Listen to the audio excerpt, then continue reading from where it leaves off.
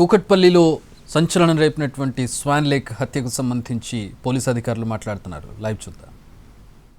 ద్వారా వాళ్ళకి పట్టుకోవడం జరిగింది.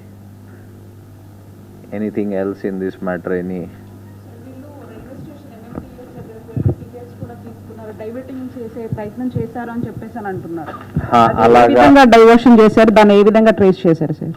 DCP will tell you. DCP వాళ్ళు ఎంఎంటీఎస్ హఫీజ్పేట్ వెళ్ళిన తర్వాత అక్కడ నుంచి సికింద్రాబాద్ స్టేషన్కి టికెట్లు తీసుకొని అక్కడే ట్రైన్ ఎక్కుదామని వెళ్ళినారు. అక్కడ పోలీసు కనిపించేసరికి మళ్ళీ వెనక్కి వచ్చి ఒక క్యాబ్ బుక్ చేసుకొని ఆ క్యాబ్లో రాంచి వెళ్ళినారు. అరౌండ్ నైట్ 1 o'clock ఇక్కడ స్టార్ట్ అయినారు.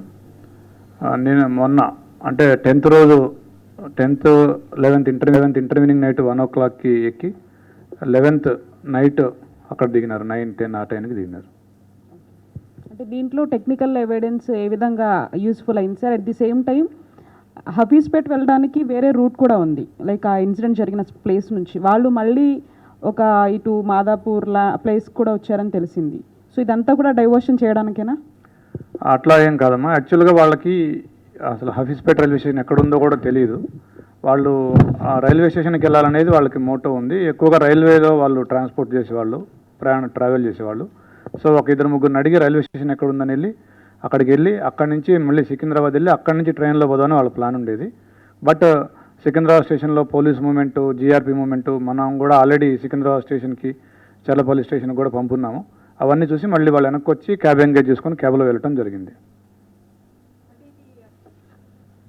ఇది చాలా రోజు ఇలాంటి టైప్ ఇన్సిడెంట్ కొత్తగా జరగడం ఇది ఫస్ట్ టైం కూడా కాదు. ఇది ఫర్ మెనీ ఇయర్స్, డికేడ్స్ నుంచి ఇలాగ ఇన్సిడెంట్స్ జరుగుతున్నాయి.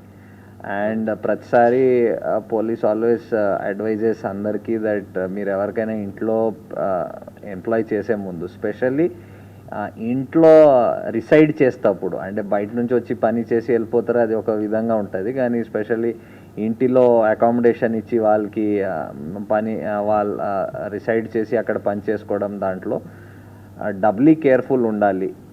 ఓకే, కొన్నిట్లో లైక్ దీంట్లో ఒక అక్యూజ్డ్ ఆయనకి past there is no crime history. So మీరు యాంటీసిడెంట్ చెక్ చేసినా కూడా క్రైమ్ హిస్టరీ రిఫ్లెక్ట్ కాదు. కానీ ఇంకొక రోషన్, ఇంకొక వాళ్ళ ఇల్లు పనిచేసేవాడు, ఆయన మీద 2023లో 3 కేసులు రిజిస్టర్ అయినాయి అక్కడే రాంచీలో. సో అది రిఫ్లెక్ట్ అయ్యి ఉండొచ్చు. సో ఇలాంటి మీరు చేసే ముందు ఇప్పుడు కూడా చాలా అంటే ఎంప్లాయ్మెంట్ ఏజెన్సీస్ కాకుండా there are other third party ఇలాగా ఏజెన్సీస్ ఉన్నారు who do verification, background verification, చాలా ఈ డేటా మ్యాచ్ చేసుకొని ఐడెంటిటీ ప్రూఫ్ చెక్ చేసుకొని చాలా విధంగా చేసి చెప్తారు. సో అలాంటి ఏజెన్సీస్ కూడా ఎంప్లాయ్ చేసుకోవడం బాగుంటుంది.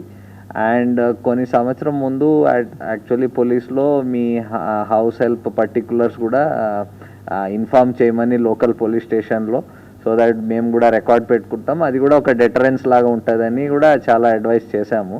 బట్ అంటే ఆ స్పందన పబ్లిక్ నుంచి వి డిడ్ంట్ సీ అంత వచ్చి మా దగ్గర చేయడం.